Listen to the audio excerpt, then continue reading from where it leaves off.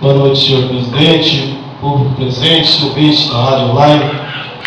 Senhor presidente, venho através desse microfone, através dessa tribuna aqui, fazer um agradecimento aos senhores pais, à senhora secretária Gilza, que está acreditando no trabalho do professor Pio, com uma escolinha de futebol que nós estamos lá no Ipanema.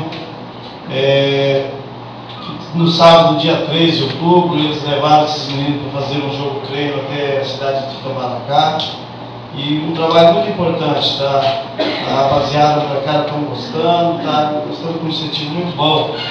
E com isso também, a nossa diretora deu um apoio lá, pedindo para que incentive os alunos, aqueles que não participaram da escolinha também possa ser cobrado pelo professor que tem participado no colégio, na escola, presença total.